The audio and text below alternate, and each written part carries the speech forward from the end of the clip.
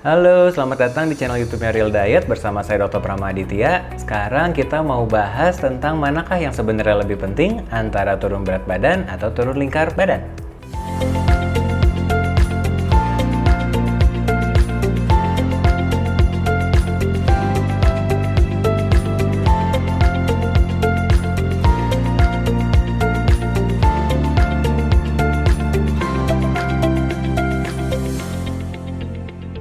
Jadi, rata-rata pasien saya tuh kalau misalkan datang, selalu keluhannya tuh adalah, "Dok, saya pengen menurunkan berat badan." Dan selalu itu dengan konsep yang istilahnya gini, kalau misalkan seseorang itu menggemuk sama dengan pasti berat badannya naik. Padahal kan sebenarnya nggak gitu-gitu amat. Karena kan sebetulnya badan orang itu isinya tuh banyak. Maksudnya gini loh, kalau misalkan kita ngomongin soal badan manusia nih, ada lemak, ada otot, ada air, ada tulang, ada organ tubuh, banyak gitu loh. Dan yang sebenarnya pengen dikecilin itu kan sebenarnya cuma lemaknya doang. Dalam arti si lingkarnya itu pengen dikecilin, pengen supaya baju-bajunya jadi muat yang zaman dulu, bentuk tubuhnya jadi kayak kalau cewek kayak waktu gadis sebelum ngelahirin.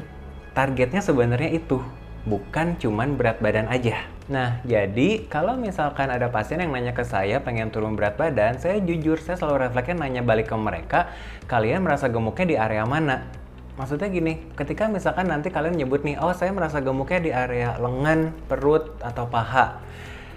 Kalau misalkan fokusnya ke berat badan, kalian juga nggak akan bisa nyebutin berat perutnya berapa, berat pahanya berapa, berat lengannya berapa, itu nggak bisa. Tapi kan kalian tahu bahwa itu tuh yang bikin besarnya tuh adalah size-nya. Ya secara kalau ukuran berarti lingkar, bukan berat badan.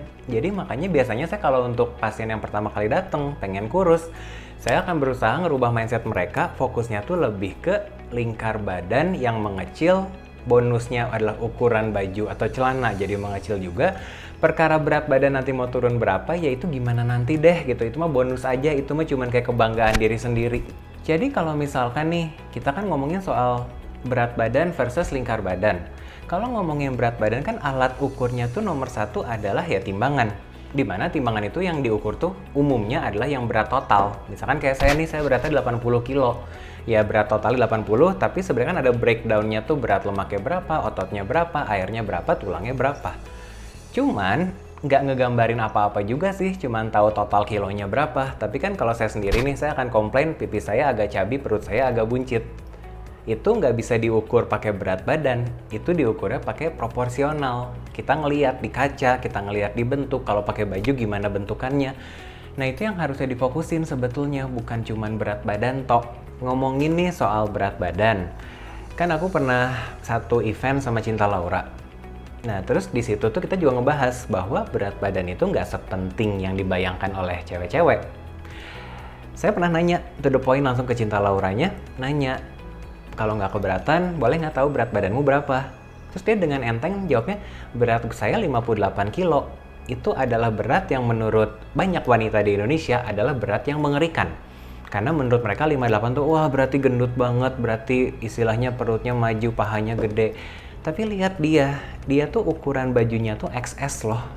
Dan ukuran celananya itu atau roknya itu dia bilang runway size. Berarti kan runway size itu antara ukuran 2 atau ukuran 0. Kenapa dia bisa beratnya 58? Ya karena otot. Secara komposisi lemak dia sedikit sekali. Tapi otot dia besar, berat gitu bahasanya. Makanya beratnya segitu. Jadi jangan terlalu terjebak dengan konsep kilonya harus sampai jadi di bawah 52, di bawah 48, enggak. Yang penting size-nya muat. Size targetnya itu bisa dipakai.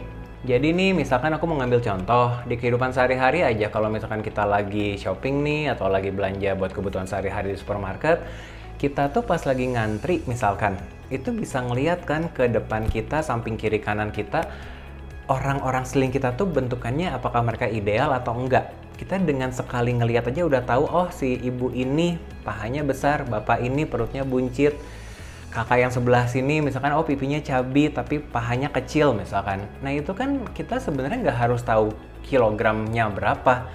Tapi entah kenapa kalau misalkan untuk orang yang kita kenal, kita tuh refleks nanya ke mereka, berat lo berapa? Oh kalau gendutan ya, berat lo naik berapa kilo?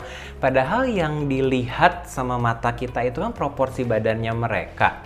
Sedangkan kalau berat itu adalah sesuatu yang ditimbang, which is sebenarnya nggak terlalu masuk akal kalau kita nanya kalau orang gemukan beratnya itu naik berapa, karena berat kan gravitasi ke bawah. Contoh nih, misalkan kalau kita bandingin antara sekilo air, sekilo emas, sama sekilo kayak beras misalkan. Itu sama-sama sekilo loh, tapi bentuknya bisa beda banget.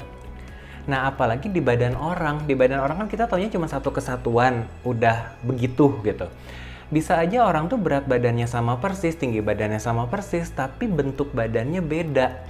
Nah, ujung-ujungnya orang itu pasti ngelihatnya, oke lah awalnya ngelihatnya berat badan, tapi begitu beratnya sebenarnya ideal, tapi ternyata bentuknya nggak ideal, nggak akan happy juga. Tapi mereka akan bingung, jadi gue mesti patokannya kemana? Nah, makanya kalau dietku pribadi, aku selalu ngajarin ke semua pasienku, fokusnya lingkar dulu. Makanya kalau misalkan kalian datang nih ke praktekan, yang kita fokusin untuk dibahas tuh adalah lingkar perutnya berapa, lingkar pinggulnya berapa, lengan, paha. Itu semua ada patokannya, standarnya, targetnya berapa. Tapi kalau misalkan kita bandingin nih antara, tadi kan aku bandinginnya tuh kan sama ya beras, air segala macam. Nah kalau kita bandingin pakai berat yang ada di badan kita, oke, aku kasih gambar ya soal misalkan nih berat otot 2 kilo yang ada nanti di tampilan sebelah sini. Di 2 kilo otot itu sama 2 kilo lemak, itu walaupun beratnya sama-sama 2 kilo, tapi bentuknya beda. Dilihat dari gambar ini aja kelihatan bahwa si otot itu cuma kayak sekepalan tangan. Kalau lemak itu gede. Memang kalau kita bandingin, kita literally beli nih ke tukang daging tentang beli lemak, 2 kilo itu kira-kira segede kertas HVS, segede tanganku, tapi di ukuran kertas HVS. Bayangkan, secara sentinya aja itu udah beda banget. Cuman kan kita selalu refleks kan, kilo lu berapa, lu turun berapa kilo, program ini bikin lu berapa kilo turunnya. Padahal kan kalau orang bikin testimoni deh kayak pasien-pasienku di Instagram, aku bikin foto before after. Itu kelihatan. Misalkan nih aku kasih contoh ya, 2 contoh, ini yang cewek, ini yang cowok. Nah, di foto ini kita bisa ngelihat size-nya tuh mengecil. Tapi perkara beratnya dia dari asalnya berapa jadi berapa, itu bisa ngarang. Sebetulnya bisa aja kita bilang, oh ini turun 40 kilo, ini turun 20 kilo. Tapi yang kita istilahnya tuh pengen sharing di sini tuh adalah coba ubah deh mindsetnya menjadi lingkarnya dulu. Karena kalau misalkan kalian fokus ke berat aja nih, ini contoh aja paling simpel. Abis makan terus nimbang, itu banyak loh pasienku yang kayak gitu. Abis minum terus nimbang, terus frustasi karena abis minum seliter jadi naik sekilo. Ya wajar, karena kan istilahnya airnya tuh ada di lambung, ada di usus, belum diolah, belum dibuang lewat pipis misalkan, jadi pasti naik beratnya. Tapi kan bukan berarti kalau berat badan itu bertambah, kalian berarti langsung gemuk. Atau contohnya gini deh, kayak misalkan kan kalau katanya nih, kalau disorot sama kamera, atau disorot sama istilahnya buat syuting video, katanya kan bakal naik 5 kilo. Itu kan aneh, maksudnya lo gimana caranya tahu gitu kalau misalkan lo itu naik 5 kilo. Tapi kalau misalkan lo bilang, oh kalau di kamera dok ini bakal naik 5 cm, bakal ngegedein 10 cm, berarti kan gue akan pikir, oh iya berarti gue harus ngecilin 10 cm biar gue kelihatan kurusan banget gitu. Makanya kan rata-rata orang komennya, oh beda ya sama di TV mah kelihatan lebih besar, ini mah aslinya lebih kurus. Nah itu kan bukan beratnya, tapi melebarnya itu loh gitu. Makanya aku lebih seneng ngajarin ke pasien fokusnya lebih ke lingkar. Tapi jujur susah ngerubah mindset ini tuh. Even bapak ibuku sendiri aja, yang bapak ibu kan dokter, mereka aja masih yang pram, papa udah turun loh sekarang beratnya jadi 68 kilo, misalkan jadi 72 kilo misalkan. Terus aku cuman meresponnya cuma gini doang, iya perutku lebih rata dari papa, tapi beratku 80 kilo. Nah terus biasanya denial berikutnya, kalimat lanjutannya begini, oh ya beda, Prama kan tinggi, jadinya kalau orang lebih tinggi itu kelihatannya walaupun beratnya berlebih tapi nggak kelihatan gendut. Enggak, beneran itu nggak masuk akal bener. Maksudnya kalian pasti punyalah teman-teman, sahabat, keluarga, siapapun yang tingginya ya tinggi lebih tinggi dari kalian tapi tetap kelihatan gendut anyway, dan bahasanya akan berubah menjadi gemuknya bongsor. Ya tapi kan yang kalian lihat juga bentuknya juga, bukan beratnya gitu. Beratnya mah kan private, orang boleh ngarang beratnya berapa, tapi kayak kalian lihat saya deh, kalian nggak akan bilang baju saya XS atau S gitu, kalian akan bilangnya baju saya M atau L. Perkara beratnya berapa, ya bisa aja saya bohong, saya ternyata bukan 80 kilo, ternyata saya 72 kilo gitu kan bisa aja. Tapi kan orang itu didesain tuh untuk ngelihat bentuk, ngelihat proporsi. Itu yang harus kalian ingat. Jadi saya nitip dari video ini tuh sebenarnya take home message-nya adalah jangan terlalu mikirin berat badan.